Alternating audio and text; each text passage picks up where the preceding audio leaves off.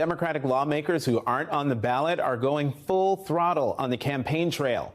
New Jersey's Senator Cory Booker is not up for re-election until 2027, but he's been campaigning all over the country, including the 4 key battleground states of Nevada, Pennsylvania, Arizona, and Georgia. I spoke with Senator Booker earlier this morning. Senator Cory Booker, welcome back to the Sunday Show. It's always good to be with you, Jonathan, whether it's on the Sunday Show or in Washington. So, listen, you've been campaigning all over the country. So first, tell me, how many states have you been to? But more importantly, what are you hearing on the campaign trail? What are voters saying are their top priorities? You know, I've campaigned in about a dozen states, and the reality is the voters I talk to have a lot of issues on their mind. I think that's one thing that a lot of prognosticators don't realize is, you know, our voters not only can walk and chew gum at the same time, they can jog and juggle at the same time. So I just hear a lot of energy around this election, and it's energy in many ways that doesn't add up with our normal historical trends. Remember, the party that usually has the White House loses in midterms. But God, there's a lot of energy on the ground, and we're seeing it in a lot of the early voting numbers that are already starting to come out. But you got to tell me, though, in traveling all to, you said a dozen, more than a dozen states. Yes. And I understand that there's the energy on the ground. But you've been in politics for a while at the local and state level, now the national level. Have you seen or felt an electorate like this ever before? Never. This is there's so many variables in this equation that just don't add up to anything that we've seen before. You have a historically overreaching right-wing Supreme Court that has stripped away a basic human right that we have never seen them take away rights before. We have an economy that is putting the squeeze on a lot of families as the entire globe, every country is seeing high inflation. We're seeing people really worried about their country. I get more and more people telling me that they're fearful that this election could set up what could be in 2024 the kind of political violence from the right that make January 6th look like just a small skirmish. And so I see a lot of the anxiety and the worry, and what I keep telling people is to put your worry to work. Let your agonized self get organized with other people. Get out there and turn out to vote. This is one of those elections that you can't sit on the sideline. There's just too much on the ballot.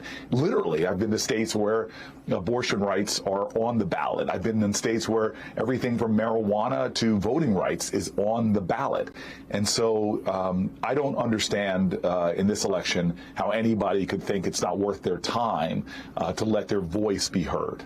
Is that what you're hearing from some folks on the campaign trail, the voters, that they're wondering whether it's even worth their while to vote? Well, listen, you're talking to you and I are both two black guys from Newark. And, you know, I've sat in the black community a lot, and there is this frustration, feeling like this country after George Floyd, where there seemed to be so much movement towards inclusion and equity, they're seeing this backlash. I sat with some fellas in Detroit that were like, I didn't even know what critical race theory was, but now I see that folks don't even want to teach history in schools.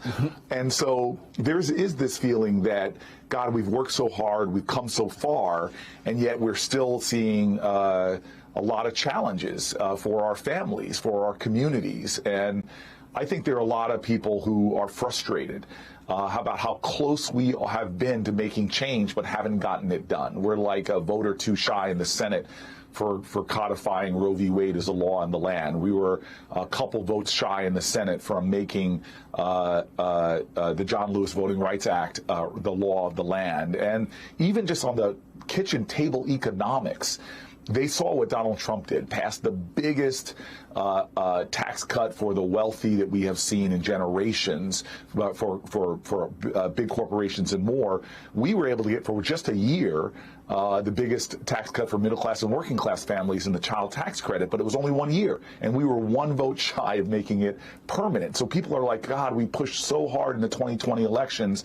And, some of these things we've so badly wanted, we came up short. How much more pushing do we have to do? And my response is, hey, look at all the things we did get done, but we got to keep pushing. We can't give up now.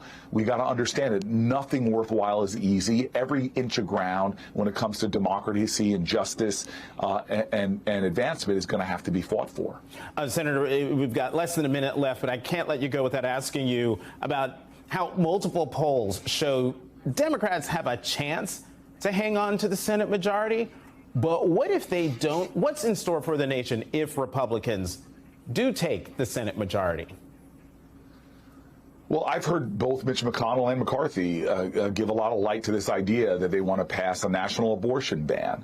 I've seen that they want to pass laws around concealed carry that would allow states that have strong protections for folks to be undermined. There's a lot of kind of wacky out there stuff that they want to do. And then the other thing voters should realize is they have not put forth any plans about how they're going to deal with things like the high inflation rate. We've had to fight them to try to lower prescription drug costs for families, to lower medical costs for families.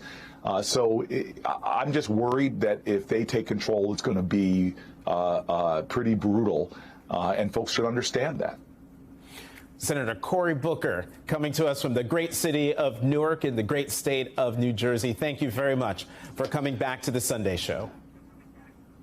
Thank you. I'm smiling just because this is also your state, and we miss you. Come home sometime.